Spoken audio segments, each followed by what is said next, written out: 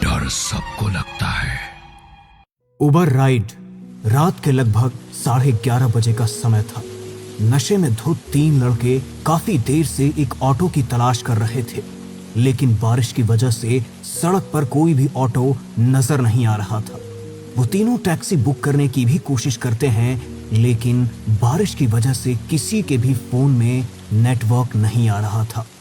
तभी अचानक मयंक के फोन में नेटवर्क आया। उसने उबर ऐप खोलकर चेक की तो उनकी लोकेशन के पास एक कैब दिखाई दी। अरे मिल गई टैक्सी, जल्दी से बुक कर लेता हूँ वरना ये भी निकल जाएगी। मयंक ने टैक्सी बुक की। थोड़ी ही देर में टैक्सी उनके सामने आकर रुकी। उन्होंने देखा कि टैक्सी में ड्राइविंग सीट पर एक फीमेल ड्राइवर बैठी है।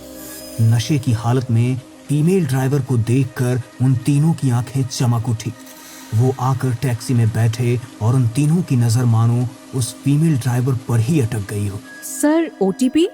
ओटीपी भी बता देंगे, पहले अपना फोन नंबर बता दे तो चलेगा क्या?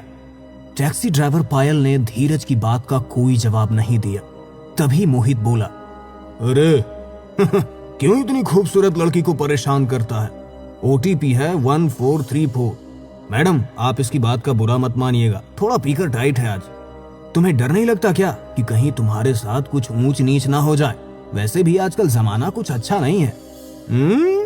वो तो हम जैसे सीधे साधे लड़के आपको मिल गए, वरना आपके साथ कुछ भी हो सकता है। नहीं सर, मैं पिछले 3 साल से रात में टैक्सी चला रही हूँ, इसलिए आपको मेरी चिंता करने की कोई जरूरत नहीं है। आप मेरी टेंशन मत लीजिए। क्या सोलर सिस्टम है क्या इसमें? ये मेरा काम है, मुझे इसमें कोई परेशानी नहीं है। अरे ऐसे कैसे ना ले टेंशन? इतनी खूबसूरत लड़की रात में टैक्सी चलाने के लिए निकलेगी तो टेंशन तो हो ही जाएगी ना। वैसे अगर आपको काम की इतनी जरूरत है तो मैं आपको काम दे सकता हूँ, आप मेरे साथ चलिए ना। नहीं सर, मुझे कोई काम नहीं चाहिए, मैं ठीक हूँ। वैसे आपको अशोक मोहल्ले में कहाँ जाना है? जहाँ तुम लेकर जाओगी हम तो वहीं चल पड़ेंगे, पर मुझे तुम्हारे लिए बहुत बुरा लग रहा है। इतनी प्यारी लड़की को ऐसा काम करना पड़ रहा है। कितनी खूबसूरत आंखें हैं तुम्हारी, कितने खूबसूरत होठ। इतना बोलकर मयंक ड्राइवर पायल का चेहरा छूने लगता है, जिससे वो बहुत ज्यादा अनकंफर्टेबल हो जाती है। वो मयंक का हाथ हटाने की कोशिश करती है तो मयंक उसकी तरफ देखकर एक अजीब सी स्माइल देता है। सर प्लीज आप थोड़ा ठीक से बैठिए, वरना गाड़ी का बैलेंस बिगड़ जाएगा। ओह सॉरी सॉरी सॉरी, मुझे पता नहीं था कि आपको बुरा लग जाएगा। इतना बोलकर मयंक जोर जोर से हंसने लगा और उसके साथ साथ उसके दोनों दोस्त धीरज और मोहित भी पायल को देखकर एक क्रीपी सी स्माइल देने लगे। वो बार बार उसे टच करने की कोशिश कर रहे थे, जो कि पायल को बिल्कुल भी अच्छा नहीं लग रहा था। उसने कई बार उन्हें मना करने की कोशिश की, लेकिन वो उसकी बात सुन ही नहीं रहे थे। इतनी छेड़छाड़ और बदतमीजी होने की वजह से पायल की आंखों से आंसू छलक गए थे, लेकिन वो काम करने को मजबूर थी। इसीलिए अपनी आंखों के आंसू पोंछकर खुद को संभालते हुए उसने ड्राइव करना जारी रखा। रास्ते पर कुछ दूरी तक तो आसपास कुछ गाड़ियां थी, लेकिन जैसे जैसे रास्ता आगे बढ़ा तो अंधेरा और ज्यादा गहराता चला गया। आसपास केवल कुछ गिनी चुनी गाड़ियां ही रास्ते पर दिखाई दे रही थी। बारिश और बढ़ गई थी। आसमान में तेज बिजली कड़क रही थी और बिजली के कड़कने की आवाज से पायल के दिल का डर और ज्यादा बढ़ रहा था। वो यही सोच रही थी कि अगर इस सुनसान रास्ते पर उसके साथ कुछ गलत हो गया तो यहाँ पर उसे कोई बचाने वाला भी नहीं है। एक तो सुनसान रास्ता, आधी रात का समय और गाड़ी में एक अकेली लड़की के साथ दारू के नशे में धुत लड़के। किसी भी पल कोई अनहोनी घट सकती थी। अरे बेबी, कितनी ज्यादा घबरा रही हो तुम? हम तुम्हें कोई आवारा लड़के लगते हैं क्या? अच्छे खासे घर के शरीफ लड़के हैं हम, इसलिए तो तुम्हारी खूबसूरती की कद्र कर रहे हैं। बस तुम्हारे साथ थोड़ा सा समय बिताना चाहते हैं। कोई भूत प्रेत नहीं है जो तुम्हें खा जाएंगे। सर थोड़ी देर में आपकी लोकेशन आ जाएगी, फिर मैं आपको ड्रॉप कर दूंगी। प्लीज ये राइड मेरे लिए और मुश्किल मत बनाइए। तभी अचानक आसमान में जोर से बिजली कड़की। अचानक पायल का फोन बजा और चौंक कर उसने कॉल रिसीव कर ली। हेलो, हाँ बेटा, अच्छा ठीक है, मम्मा बस 2 मिनट में आती है। हाँ, तुम बिल्कुल भी घबराना नहीं। अरे माफ करना, हमें पता नहीं था तुम शादीशुदा हो। अरे शादीशुदा है तो क्या हुआ, हमें तो वो भी चलेगी। ये बात बोलकर वो तीनों पायल की तरफ देखकर बड़े ही बदतमीजी से हंसने लगे। तभी पायल ने कहा, सर क्या आप मेरी एक हेल्प कर सकते हैं? अरे जाने मन, हेल्प? तुम तो जो मांगो वो तुम्हारे लिए हाजिर है, बोलो। सर एक्चुअली मेरा बेटा घर पर अकेला है और अकेले उसे बहुत डर लग रहा है। मेरा घर यहाँ पास में ही है, क्या मैं बस 1 मिनट के लिए अपने घर जा सकती हूँ? एक बार अपने बेटे को जाकर थोड़ा समझा दूंगी तो वो शांत हो जाएगा। सिंगल पेरेंट हूँ ना, और फैमिली में कोई और है भी नहीं, इसलिए सब खुद ही मैनेज करना पड़ता है। अरे हाँ हाँ, तुम जाओ, कोई परेशानी वाली बात नहीं है, लेकिन बस आना जल्दी। जी सर। पायल ने गाड़ी ड्राइव की और एक घर के सामने जाकर टैक्सी रोक दी। मैं बस अभी 2 मिनट में आ जाऊंगी सर। ठीक है। पायल घर के बाहर टैक्सी रोककर जल्दी से दरवाजे का लॉक खोलकर घर के अंदर गई। तभी टैक्सी के अंदर बैठे मयंक ने कहा, क्या बात है, बिना मेहनत किए ही लड़की के घर का पता चल गया और परिवार में कोई है भी नहीं, घर का दरवाजा भी खुला हुआ है। ऐसा मौका बार बार नहीं मिलता यार। चलो हम भी अंदर चल लेते हैं, ड्राइवर मैडम स्वागत तो करेगी हमारा। हमने इतना कोऑपरेट किया है, थोड़ा कोऑपरेशन तो उसे भी दिखाना पड़ेगा ना। तीनों टैक्सी से उतरकर दरवाजे से घर के अंदर चले गए। पूरे कमरे में घुप अंधेरा था। तीनों को एक दूसरे का चेहरा भी ठीक से नजर नहीं आ रहा था, लेकिन तभी उनके कानों में एक आवाज पड़ी, बेटा मम्मा बस उन 3 लोगों को छोड़कर अभी आपके पास आ जाएगी। अब मम्मा को जाने दो, मम्मा जल्दी आ जाएगी। हाँ ठीक है मम्मा, पर प्लीज देर मत करना। आपको पता है ना, मुझे अकेले डर लगता है। लगता है ऊपर वाले कमरे में होगी। टॉर्च जला, ऊपर चलते हैं। उन्होंने फोन की टॉर्च ऑन की और सीढ़ियों से ऊपर की तरफ बढ़े। रात के पहर सीढ़ियों से चरचर की आने वाली आवाज बड़ी ही भयानक लग रही थी। वो जैसे ही ऊपर पहुंचे तो उन्हें कमरे से पायल के चीखने की आवाज आई। कहीं कुछ हो तो नहीं गया मैडम को? लगता है उस कमरे में है मैडम। तीनों ने कमरे का दरवाजा खोला। अंदर भी गहरा अंधेरा था, इसलिए ठीक से कुछ नजर नहीं आ रहा था। वो तीनों अपने फोन के टॉर्च की रोशनी से पायल को ढूंढ रहे थे। तभी उन्हें एक बच्चे के रोने की आवाज आई।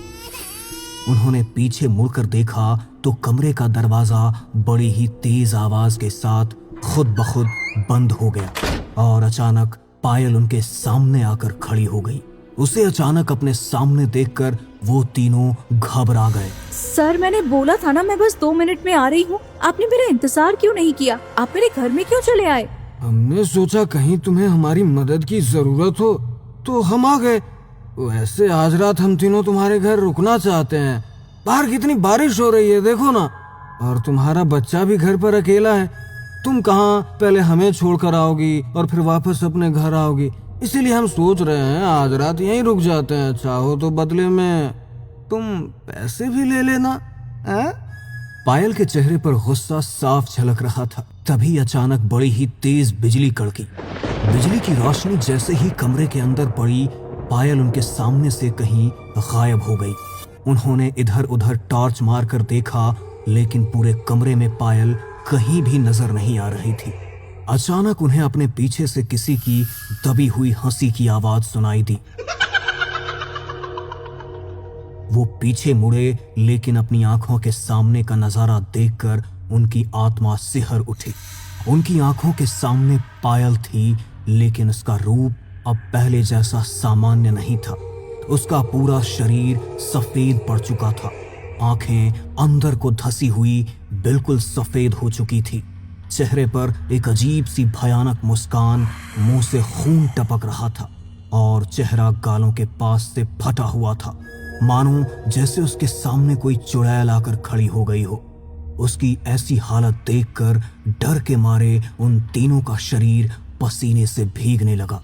उन तीनों का नशा तो जैसे एक ही चुटकी में गायब हो गया और उनका शरीर थर थर कांपने लगा। अरे क्या हुआ? तुम कुछ बोल क्यों नहीं रहे हो? तुम सब मेरे घर में रुकना चाहते हो ना? तो ठीक है, लेकिन शर्त ये है कि अब मैं तुम्हें यहाँ से बाहर नहीं जाने दूंगी। अब से तुम हमेशा मेरे साथ इसी घर के अंदर रहोगे। तुम मेरी बात समझ रहे हो ना मैं क्या कह रही हूँ? देखो, हमें जाने दो, हमें नहीं रुकना यहाँ, हम तुमसे कुछ नहीं चाहते। चलो चलते हैं यहाँ से। इतनी आसानी से कैसे जाने दूं? उसने मयंक और धीरज के पेट में अपने पहले नुकीले नाखूनों को काट दिया और दोनों को पूरी ताकत से हवा में उठाकर दीवार की तरफ फेंक दिया। मोहित डर कर वहां से दरवाजे की तरफ भागा। वो जैसे ही दरवाजा खोलने की कोशिश करने लगा तो दरवाजे के अंदर से दो बड़े ही भयानक हाथ निकले। उन्होंने मोहित की गर्दन को कसकर पकड़ लिया। मोहित की गर्दन से खून टपकने लगा और वो बेसुध होकर नीचे गिर पड़ा। इसके बाद वो औरत मयंक की ओर बढ़ने लगी। मौका देखकर धीरज ने दरवाजे का हैंडल घुमाया और कमरे से बाहर निकल गए। कमरे से बाहर निकलते ही जैसे ही उसने एक कदम आगे बढ़ाया उसके पैर किसी से टकराए।